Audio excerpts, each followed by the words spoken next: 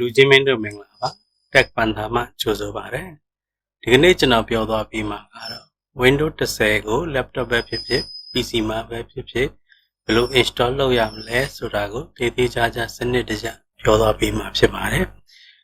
ကျွန်တော်တို့အခု install လုပ်မယ်ကတော့ USB portable နဲ့လုပ်မှာဖြစ်ပါတယ်တကယ်လို့ Windows အိမ်မှာပဲအေးအေးဆေးဆေးကိုတင်ချင်တယ်ဆိုရင်ဒီဗီဒီယိုကိုပြီးအောင်ကြည့်ပါဆိုင်မှာသွားမယ်ဆိုရင်လည်းပိတ်ဆံတော်ပေးရပါတယ်အခုကျွန်တော်ပြောသွားပြီးမှာကတော့သေးချာကြည့်မယ်ဆိုရင်ကို Windows ဘယ်လိုတင်ရမလဲဆိုတာကိုအစနဲ့အဆုံးအထိပြောသွားပြီးမှာဖြစ်ပါတယ် Windows install လုပ်ဖို့အတွက်ကျွန်တော်တို့မှာ PC နှမျိုးရှိဖို့လိုအပ်ပါတယ်တစ်ခုကတော့ software download လုပ်ရပါမယ် iOS software download လုပ်ရမယ်နောက်တစ်ခုကတော့ကျွန်တော်တို့ USB 8GB တခုရှိဖို့လိုအပ်ပါတယ်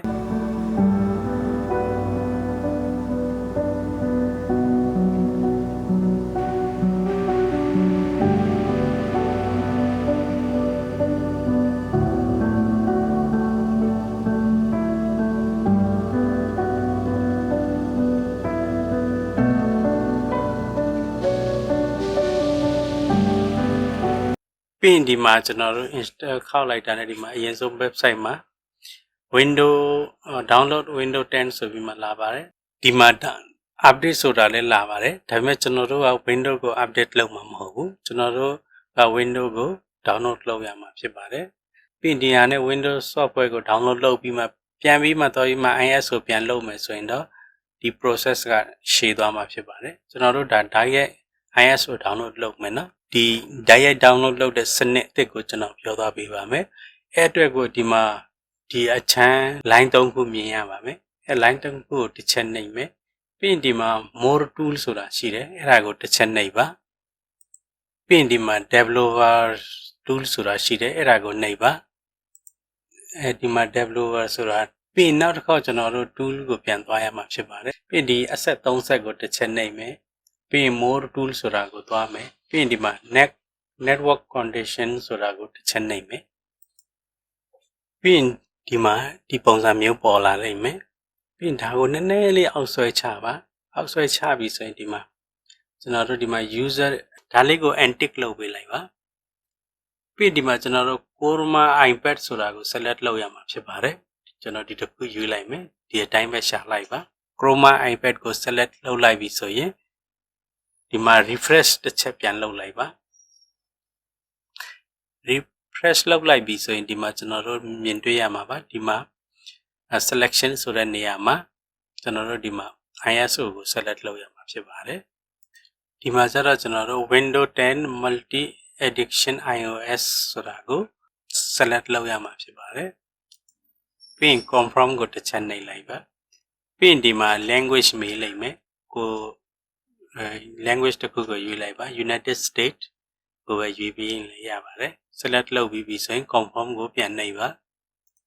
ပြီးဒီမှာအချိန်ခဏလေးယူပါတယ်ပြီးရင်ဒီမှာ Windows 10 English ဆိုပြီးမှဒီမှာလူချင်း Windows 64ဆိုရင်64 bit ကို download လုပ်နိုင်ပါတယ်လူချင်း Windows 32 bit ကြိုက်တယ်ဆိုလဲကြိုက်တဲ့တစ်ခုကို download လုပ်လို့ရပါတယ်ကျွန်တော်ကတော့64ကိုပဲ download လုပ်မယ်ဒီမှာကြည့်လိုက်ပါ download စဖြစ်နေပါပြီဒီမှာကျွန်တော်တစ်ချက်ပြပေးလိုက်မယ်နော်ဘယ်လောက် size ဘယ်လောက်ရှိတယ်ဆိုပြီးမှကျွန်တော်ပြပေးလိုက်ပါမယ်ဒီမှာ 5.5 GB လောက်ရှိပါတယ်အနည်းဆုံးဒီမှာတော့ကျွန်တော်မှာတော့26မိနစ်30လောက်ကြာမှာဖြစ်ပါတယ်လူချင်းမင်းတော့ကျွန်တော်ခဏလေးနားပြီးပြန်လာခဲ့ပါမယ်ကဲ download ပြီးသွားတဲ့အထိကိုစောင့်ပေးပါ download ပြီးသွားပြီဆိုရင်တော့ဒီ developer tool ကိုပိတ်လိုက်မယ်ပြီးဒီမှာ ISO ရဲ့ folder ကိုတစ်ချက် open လုပ်လိုက်မယ်ကဲ open လုပ်လိုက်တာနဲ့ဒီမှာမြင်တွေ့ရမှာဖြစ်ပါတယ်ကျွန်တော်တို့ရဲ့ပြီးရင်ဒီ file ကိုကျွန်တော်တို့ bootable လုပ်လိုက်မယ်အဲ့အတွက်ကိုကျွန်တော်တို့ဒီဒါကို minimize လုပ်လိုက်မယ် new tab ကိုတစ်ချက်ယူလိုက်မယ်ပြီး new tab မှာ RUFUS ဆိုပြီးမှရေးပေးလိုက်ပါပြီး enter ခောက်ပါ enter ခောက်လိုက်တာနဲ့အရင်ဆုံးပေါ်မဲ့ဒီ website ပေါ်လာလိမ့်မယ်ဒါလေးကိုတစ်ချက်နှိပ်လိုက်ပါပြီးခဏလေးစောင့်ရမှာဖြစ်ပါတယ်ဒီမှာဒီပုံစံအတိုင်းကြာလာမှာဖြစ်ပါတယ်ဒီအောက်နားမှာနည်းနည်းလေးဆွဲရင်ဒီမှာ download ဆိုတဲ့ button ရှိပါတယ်အဲ download ကိုတစ်ချက်နှိပ်လိုက်ပါပြီးဒီမှာကြော်ညာလေးဝင်လာရင်လည်းကြော်ညာကိုပိတ်ပေးလိုက်ပါ ပြီးရင်ဒီမှာ download ဖြစ်သွားလိမ့်မယ်တည်တည်လေးပါခဏလေးဆို download ဖြစ်သွားပါပြီဒီမှာ download ဖြစ်သွားပါပြီပြီးသွားပြီဆိုရင်ဒီမှာ show on folder ဆိုတာကိုတစ်ချက်နှိပ်ပြီး open လုပ်လိုက်မယ်ဒါကို click နှစ်ချက်လုပ်ပြီးလဲ open လုပ်နိုင်ပါမယ်ဒါပေမဲ့အရင်ဆုံးဖွင့်နေဆိုတော့ right click လုပ်ပြီးမှ run as administrator ကိုငါနဲ့ဖွင့်လဲပို့ကောင်းပါတယ်ကျွန်တော်ဒီပုံစံတိုင်းဖွင့်လိုက်မယ်ဒီမှာဖွင့်လိုက်တာနဲ့ကျွန်တော်တို့မှာ permission တောင်းပါတယ် yes ကိုနှိပ်ပေးလိုက်ပါဒါဖွင့်ပြီးပြီဆိုရင်တော့ကျွန်တော်တို့ရဲ့ 8GB အနည်းဆုံးရှိတဲ့ USB ကိုကျွန်တော် laptop နဲ့ပဲပြပေးလိုက်ပြီဆိုတော့ laptop မှာကျွန်တော် USB ထိုးပေးလိုက်ပြီပြီး USB ထိုးပေးလိုက်ပြီဆိုရင်သူ search လုပ်ပါတယ်ဒီမှာပေါ်ပါတယ်ဒီမှာကျွန်တော်စဒီမှာ 32GB ဆိုပြီးမှပေါ်ပါတယ်ပြီးရင်ဒီမှာ boot selection ဆိုတဲ့နေရာမှာ this iOS as image ဆိုတဲ့ကားကို select လုပ်ရမှာဖြစ်ပါတယ်ပြီးရင်ဒီဘက်မှာကျွန်တော်တို့ select ဆိုတဲ့ option ရှိပါတယ် select ဆိုတဲ့ option ကိုတစ်ချက်နှိပ်မယ်ဆိုရင်ခုနကျွန်တော်တို့ window file download လုပ်ထားတာရှိတယ် download ထဲဝင်လိုက်မယ်ပြီးရင်အဲ့ဒါကို select လုပ်ရမှာဖြစ်ပါတယ် select လုပ်ပြီးပြီဆိုရင်တော့ open ကိုနှိပ်လိုက်ပါ open ကိုနှိပ်လိုက်ပြီဆိုရင်ဒီမှာဒီပုံစံနဲ့ပေါ်မှာဖြစ်ပါတယ်ဒီမှာ select လုပ်ပြီးပြီဆိုရင်တော့ဒီမှာကျွန်တော်တို့တတိထားရမှာကဒီမှာ partition ကိုတတိထားရမှာဖြစ်ပါတယ်เนาะဒီမှာ GPT နဲ့ MBR ဆိုတာရှိပါတယ်လူတော်တော်များများကဒီမှာတော်တော်လေးကိုမှတ်တတ်ပါတယ်ဒါကိုတော်တော်တတိထားရမှာဖြစ်ပါတယ်တကယ်လို့ကျွန်တော်တို့ window ကပေါ့နော် MBR လား GPT လားဆိုပြီးမှနားမလည်ဘူးဆိုရင်တော့ကျွန်တော်တို့ဒီမှာသွားပြီးမှကြည့်လို့ရပါတယ်ဒီမှာကျွန်တော်တို့ဒီ desktop ကိုလာမယ်ပြီးရင်ဒီမှာ run ကိုတစ်ချက်နှိပ်လိုက်ပါเนาะ run ကိုမဖွင့်ထပ်ဘူးဆိုရင်တော့ window R နှိပ်လိုက်ရပါတယ်เนาะ keyboard မှာ window button နဲ့ R ကိုတွဲနေလဲရတယ်မဟုတ်လေဒီမှာဒီ type here to search ဆိုတဲ့နေရာမှာ run ဆိုပြီးမှရေးလဲရပါတယ်เนาะဒီ run button ကိုဖွင့်လိုက်ပါဒီ run part ဖွင့်လာပြီဆိုရင်ဒီမှာကျွန်တော်တို့ this part ဆိုပြီးမှရေးရမှာဖြစ်ပါတယ်ဒီအရာကိုရေးပြီးပြီဆိုရင် okay ကိုနှိပ်လိုက်ပါပြီးရင်ဒီမှာ permission တောင်းပါတယ် yes ကိုနှိပ်လိုက်ပါpermission yes ပေးလိုက်တာနဲ့ဒီမှာ command တစ်ခုကဝင်လာမှာဖြစ်ပါတယ်เนาะဒီမှာကျွန်တော်တို့ရေးရမှာက list this ဆိုပြီးမှတစ်ချက်ရေးလိုက်ပါပြီးရင် enter ခောက်လိုက်ပါရေးပြီး enter ခောက်လိုက်ပါဒီမှာကြည့်လိုက်ပါဒီမှာ GPT ဆိုတာရှိတယ် GPT မှာဒီမှာ start မပေါ်ဘူးဆိုရင်တော့ MBR ဖြစ်ပါတယ်เนาะဒီတစ်ချမ်းမှာကြည့်လိုက်ပါเนาะဒီနောက်တစ်ခုမှာကြည့်မယ်ဆိုရင်ဒီမှာ GPT ဆိုတဲ့အောက်မှာ star လေးပေါ်နေပါတယ်ဒါဆိုရင်တော့ကျွန်တော်တို့ window က GPT ဖြစ်တယ်အခုလက်ရှိမှာတော့ကျွန်တော်စာဒီမှာ star မပေါ်ဘူးဆိုတော့ MBR ဖြစ်ပါတယ်เนาะဒါလေးတတိထားပါလူချင်းမင်းတို့လည်းဒီအတိုင်းဒီနည်းအတိုင်းကိုယ့်ရဲ့ window က MBR လား GPT လားဆိုပြီးမှကြည့်ရှုနိုင်ပါတယ်တကယ်လို့ GPT ရဲ့အောက်မှာ star ရှိရင်လူချင်းမင်းတို့ရဲ့ partition ကတော့ GPT ဖြစ်တယ်တကယ်လို့ GPT အောက်မှာ star မရှိဘူးဆိုရင်တော့လူချင်းမင်းတို့ရဲ့ partition က MBR ကို support လုပ်တာပါเนาะဒါဆိုရင်တော့လူချင်းမင်းတို့သဘောပေါက်ပြီလို့ထင်ပါတယ်နားလည်ပြီလို့ထင်တော့ကျွန်တော်ကို like တစ်ချက်ပေးလိုက်ပါနားလည်ပြီဆိုရင်တော့ဒါလေးကိုပိတ်လိုက်မယ်ပြီးရင်ကျွန်တော်တို့ partition ကိုသွားမယ်ကျွန်တော်စာ MBR ဆိုတော့ကျွန်တော် MBR ကိုပဲ select လုပ်လိုက်မယ်ပြီးဒီဘက်မှာ BIOS ဆိုတာရှိတယ်ဒါကိုဒီတိုင်းထားပါပြီးရင်ဒီအောက်မှာကျွန်တော်တို့ဒီတစ်ခုကို select လုပ်မယ်နော် add file for old disk ဆိုတဲ့အားကိုတစ်ချက်ကျွန်တော်တို့ဒီမှာဒါကို select လုပ်မယ်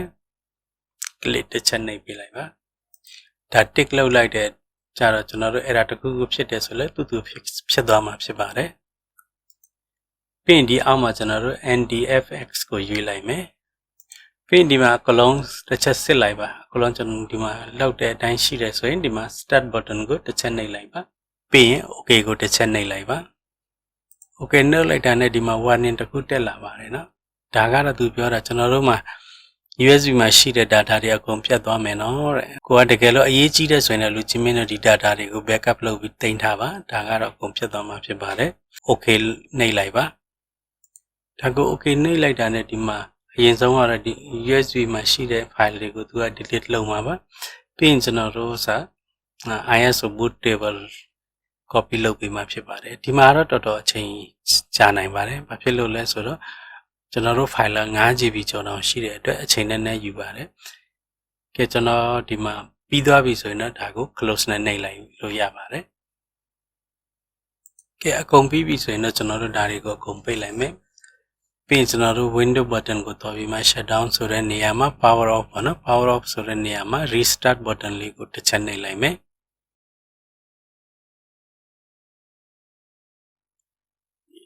restart ဖြစ်လာပြီဆိုရင်ကျွန်တော်တို့ဒီမှာ boot key ဆိုတာရှိပါတယ်เนาะ boot key ကတော့ကိုယ် window တစ်ခုနဲ့တစ်ခုမတူပါဘူးเนาะဒီမှာကြည့်လိုက်ပါကျွန်တော်ဒီမှာ screenshot တော့ပြထားပါတယ် Toshiba ဆိုရင်ကျွန်တော်တို့ F12 လဲယူပါတယ် PC ဆိုရင်တချို့ကြတော့ F7 အမျိုးမျိုးရှိပါတယ်ဒီထဲကလူချင်းမင်းတို့11 12ပေါ့နော်ဒီမှာလူချင်းမင်းတို့ဒီ screenshot မှာရှာနိုင်ပါတယ်เนาะဒီမှာရှာပြီးလုပ်လို့ရပါတယ် Windows motherboard ရဲ့ဟောပေါ့နော် brand name ပေါ့နော်ဒီနာမည်နဲ့ Google လောက်လိုက်ပါ Google မှာရှာလဲရှာလို့ရပါတယ်ကျွန်တော် PC က F12 ဆိုတော့ကျွန်တော် F12 ပေါ့နော် F7 ပေါ့နော် F7 ကိုနှိပ်လိုက်ပြီဆိုရင်ကျွန်တော်တို့ရဲ့ logo လာမှာပါ logo လာပြီးရင်ဒီမှာ boot menu ဆိုတာကိုပေါ်လာလိမ့်ပါမယ် boot menu ကိုပေါ်လာပြီဆိုရင်ဒီမှာကျွန်တော်တို့ရဲ့ USB ပေါ့နော်ကျွန်တော် SanDisk ဆိုတော့ဒီမှာ USB SanDisk ကိုကျွန်တော်ရွေးရမှာဖြစ်ပါတယ် select လုပ်ဖို့အတွက်တော့ဒီမှာ arrow key ပေါ့နော်အပေါ်အောက်ချတဲ့ key နဲ့ select လုပ်လို့ရပါတယ်เนาะအောက်ချတဲ့ key နဲ့ select လုပ်ပြီး space bar ကတော့ select ဆိုတဲ့ enter ခေါက်တယ်လို့သဘောဖြစ်ပါတယ်ပြီး space bar မဟုတ်လဲ enter key ခေါက်ပြီးလုပ်လို့ရပါတယ်ပြီး key ဘယ်ပဲ key နှိပ်နေရတာပေါ့နော် keyboard ကနေ key တစ်ခုခုနှိပ်လိုက်ပြီဆိုရင်ရပြီအမှခဏလေးဒီမှာ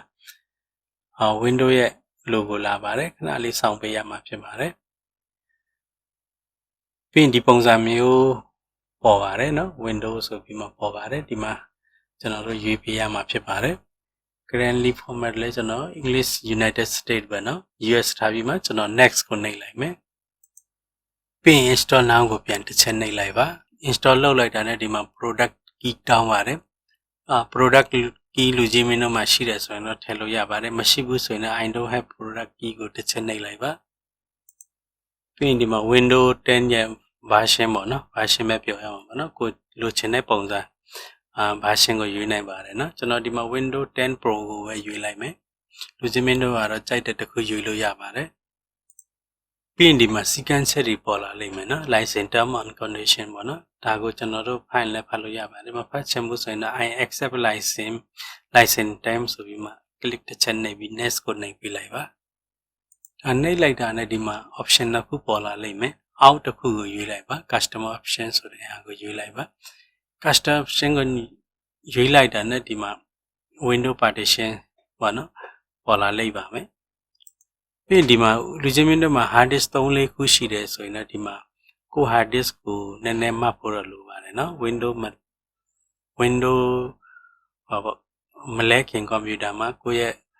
dice ရဲ့ window ပဲတစ်ခုလဲဆိုတာကိုကအရင်ဆုံးသိဖို့ရလိုအပ်ပါတယ်အဲ့ဒါဘယ်နှ GB ရှိတယ်ဆိုတာနော်အခုလောလောဆယ်တော့ကျွန်တော်ဒီမှာတစ်ခုပဲရှိတယ်တစ်ခုပဲပြတာဖြစ်ပါတယ်တစ်ခါတလေကျတော့ကျွန်တော်တို့hard disk နှစ်ခုထည့်ထားတယ်အဲ့နှစ်ခုကိုမှအပိုင်းခွဲထားတယ်ဆိုရင်တော့ဒီမှာ ABCD CDEF အဲ့လိုမျိုးတွေရှိတတ်ပါတယ်နော်အဲ့ဒါတော့နည်းနည်းတတိထားရမှာဖြစ်ပါတယ်တကယ်လို့ dice ကိုမရွေးဘဲနဲ့တခြားကိုရဲ့အရေးကြီးတဲ့ file လေး save ထားတဲ့ drive တွေမှာသွားရင်ကိုရဲ့ file တွေအကုန်ပြတ်သွားနိုင်ပါတယ်เนาะအဲဒါကြောင့် dice ပဲတစ်ခုလုံးဆိုတာကြိုတင်သိဖို့လိုအပ်ပါတယ်ဒီ hard disk ကတော့ကျွန်တော် hard disk ကအသစ်ဆိုတော့လေဒီမှာ formatting တွေဘာမှမပြအောင်ဖြစ်နေတယ်เนาะလူချင်းမင်းတို့တကယ်လို့ဒီလူချင်းမင်းတို့စီမှာအရင်ကတည်းက Windows တင်ပြီးသား hard disk ဆိုရင်တော့ဒါကို format တစ်ချက်နှိပ်ပေးလိုက်ပါเนาะကျွန်တော်ဒီမှာ format နှိပ်ပေးလိုက်ပါ format နှိပ်ပြီးဆိုရင်ဒီမှာ new ဆိုပြီးမှရှိတယ် partition လဲထပ်လုပ်လို့ရပါတယ်ဒါပေမဲ့ဒီမှာကျတော့ကိုက 80GB ပဲဆိုရင်တော့ကျွန်တော် partition ထပ်မလုပ်တော့ဘူးเนาะလူချင်းမင်းတို့ဒီမှာ80နောက်မှလည်း80အဲ့လိုမျိုးမပြဘဲနဲ့free face ကနည်းနေတယ် total size ကဒီလောက် free face ကဒီလောက်ဆိုရင်တော့လူချင်းမင်းတို့ဒီမှာ format ဆိုပြီးမှနှိပ်ပါเนาะ format နှိပ်ပြီးမှကျွန်တော်လုပ်တဲ့အချိန်လုပ်လိုက်ပါเนาะကျွန်တော် format တွေပါမလုပ်တော့ဘူးကျွန်တော်ဒီမှာဒါကိုပဲ select လုပ်လိုက်ပြီး next ကိုနှိပ်လိုက်ပါမယ်เนาะဒါကို next လုပ်လိုက်ပြီဆိုရင်ဒီမှာ window install လုပ်ဖို့စပါပြီเนาะအရင်ဆုံးကတော့ copy တွေဖြစ်ပါတယ် file တွေ copy ဖြစ်ပါတယ်ပြီးရင်သူရဲ့ feature တွေပေါ့เนาะ greeting file တွေပါတယ်ဖတ်ပါတယ်ပြီးရင် install feature တွေလုပ်ပါတယ်ပြီးရင် install update တွေလုပ်ပါတယ်နောက်ပြီးရင် finish up ဆိုပြီးမှလုပ်သွားမှာဖြစ်ပါတယ်ဒါကတော့အချိန်နည်းနည်းလုံမှာပါအဲ့ဒါပြီးပြီဆိုရင်တော့ဒီမှာ register down ပါလိမ့်မယ်ကိုလည်း register လုပ်ပြီးလိုက်ရတယ်တကယ်လို့8စက္ကန့်နောက်မှလည်းကိုမလုပ်ဘူးဆိုလည်းသူ auto လုပ်သွားမှာပါဒီမှာဘာမှမလုပ်ပါနဲ့သူလုပ်သွားလိမ့်မယ်ပြီး register ဖြစ်ပြီဆိုရင်ဒီတိုင်း logo မြင်ရမှာဖြစ်ပါတယ် logo ခဏလေးမြင်ပြီးပြီဆိုရင်ဒီမှာ language ရွေးခိုင်းပါတယ် United States ကိုပဲရွေးမယ် next ကိုလှုပ်လိုက်တာနဲ့ဒီမှာတခုခု setup လုပ်ပါတယ်ပြီးရင်ဒီမှာကျွန်တော်တို့ကို option နှစ်ခုပေးပါတယ်เนาะကျွန်တော်တို့ကအပေါ်ဆုံးအောင်ကိုပဲရွေးမှာဖြစ်ပါတယ်เนาะ personal use ကိုပဲရွေးမယ်ပြီးရင်ဒီမှာကျွန်တော်တို့ next ကိုလှုပ်လိုက်ပြီဆိုရင်ဒီပုံစံအတိုင်းပေါ်လာလိမ့်မယ်ဒီမှာ email တောင်းပါလိမ့်မယ် email ထည့်ပေးလိုက်ပါเนาะလူချင်းမင်းတော့ outlook.com email ရှိရင်ပိုကောင်းတယ်နောက်ပြီးဒီမှာ online လည်း create လုပ်ခိုင်းပါတယ်ကျန်တာတော့ဘာမလို့ email လေးထည့်ပြီးမှ next ကိုနှိပ်ပေးလိုက်ပါ